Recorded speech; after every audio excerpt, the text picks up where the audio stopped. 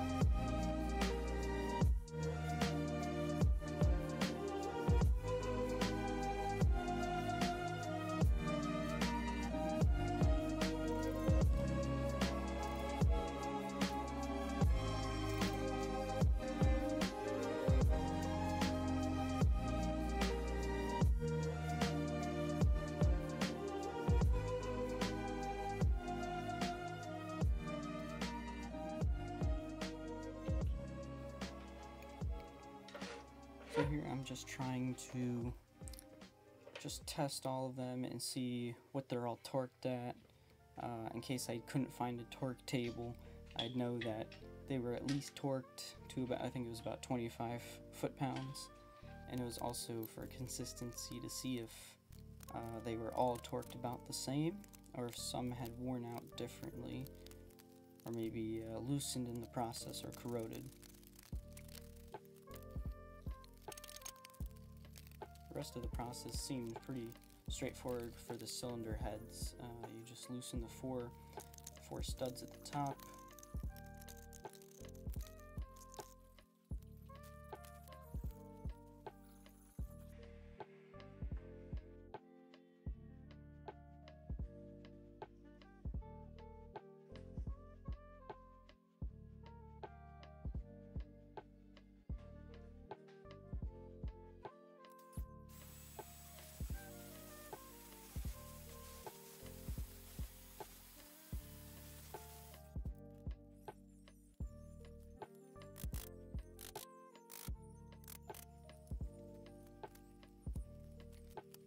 So I knew they were stuck. I wasn't sure how stuck they really were.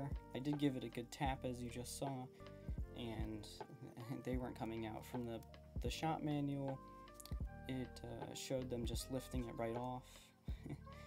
So, you know, that didn't happen, I guess, thanks to 30 plus years of sitting in a shed.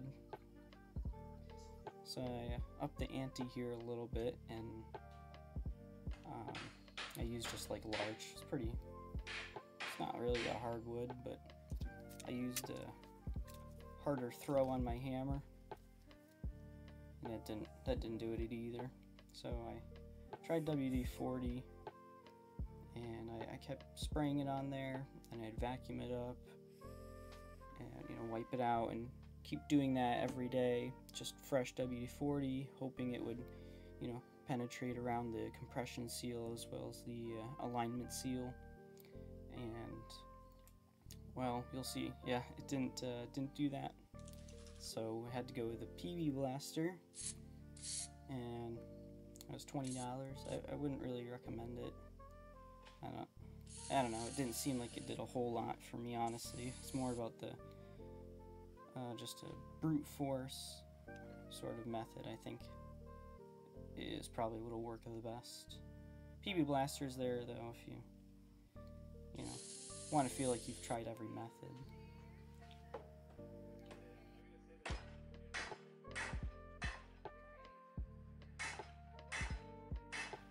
So now I'm hitting the screws that go onto the exhaust linkages, and I actually talked to a mechanic who works on these bikes, and he told me that was my best option, to sort of loosen the whole gaskets around the bottom portion. see if I could loosen it that way. And I actually took the engine there. I put it in the back of our car. And we were talking for about half an hour outside. That's what he said that was probably the best method to loosen it.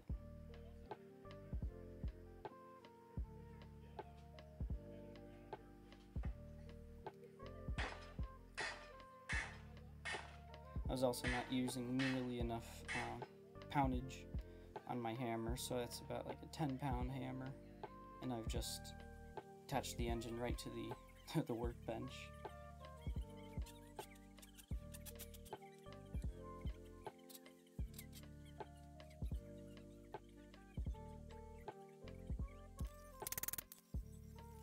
So the wood didn't really work all that well, so I'm using an 1/8 inch steel bar, and it's about 2 inches in diameter. It's about 1/8 inch steel, and I was actually hitting that so hard, it sort of mushroomed out a little bit, maybe 1/8 of an inch. And kind of in retrospect, that may have been where the scoring came from. It's plausible. I don't know if that's really the case, but the wood wasn't cutting it. It just would split every time you try to give it a better whack. So, and the 1/8 inch steel bar fit the best. So I used cardboard to protect the cylinder walls. That worked pretty well. I felt more confident with the cloth.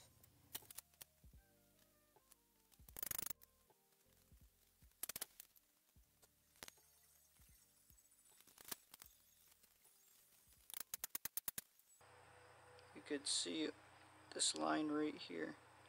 That's where it was. So it's right at the tippy top of the exhaust. Whereas in this one,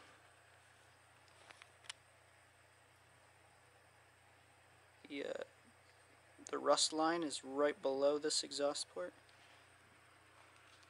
So that one was open. You can see here how much it's moved.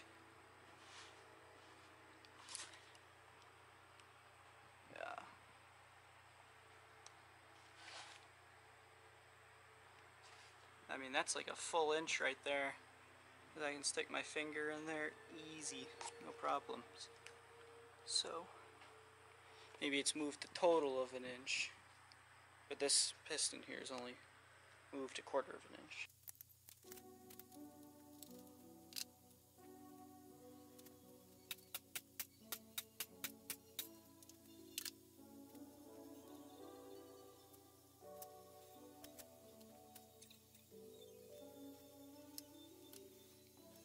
So I thought this was a good idea, but it, looking back, it really didn't do anything, just take up more of my time. So I had thought that you could attach the cylinder head back on, and that would clamp the cylinder walls down back onto the studs, and it would have to force the cylinder to move up or down if a force was applied to the other one, which is 180 degrees.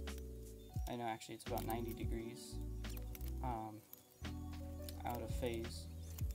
So I gave the right one a whack down, and it should move the left one up. But that, it wasn't noticeable when you take the left one off. So I wouldn't recommend doing that. It's just a waste of time. Yeah, just don't do that.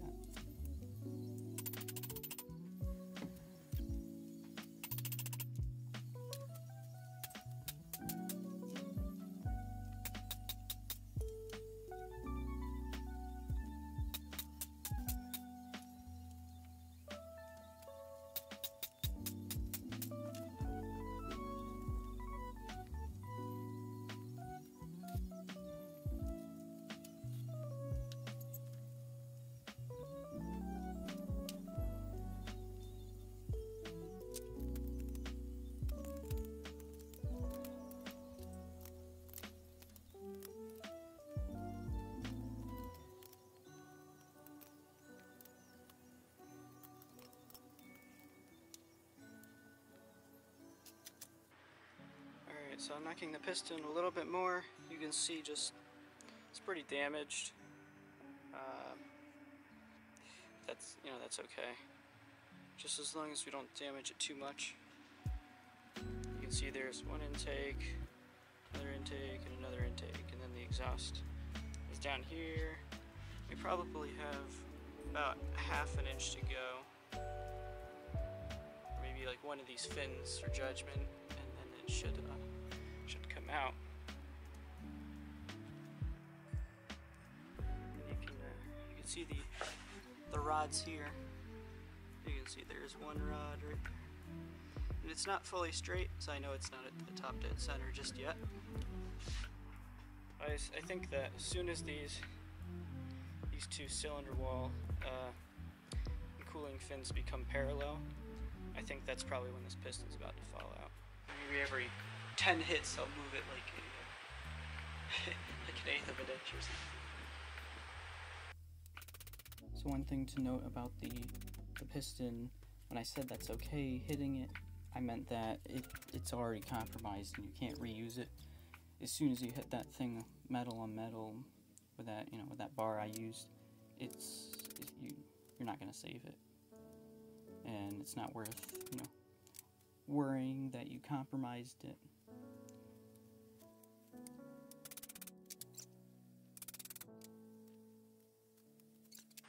How much more piston is there?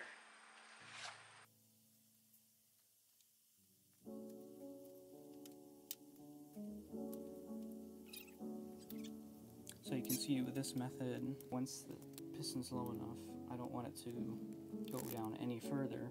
I'll raise it back up to its height, and I do so with wooden blocks. And I keep raising it up until the piston will get knocked out.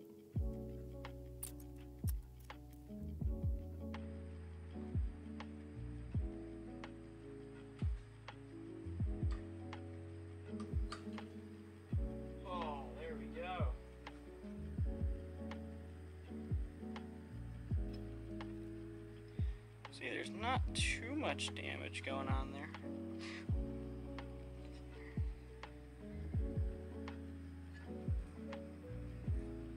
You can see that there is scarring though. So I don't know if we could hone this and that will remove it. They look pretty deep though. But that was sort of unavoidable, I think. I did try and put oil in it, but it creates such a good seal that there's just not, it's just not going to soak down under it where you really need it. But it's out.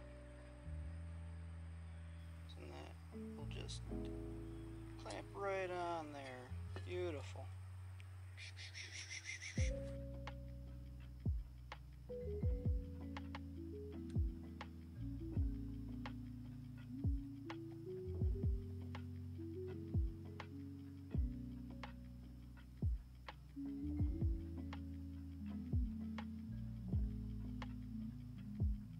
Oh, and for the love of God, make sure you don't drop pieces of your piston in there. I did once with the left one, and you're gonna have a hell of a time getting it out. You have to flush the system, turn it upside down, use forceps, a wire. It's not magnetic, so if it falls in there just right, maybe you can get it out. Otherwise, you're taking apart this whole thing. Luckily, that didn't happen.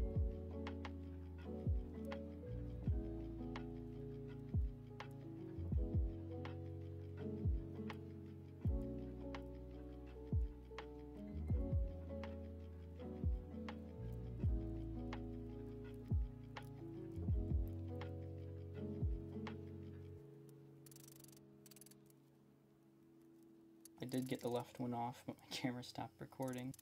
I think I'll wrap it up here, and next video I'll show how to remove the piston itself off the connecting rod.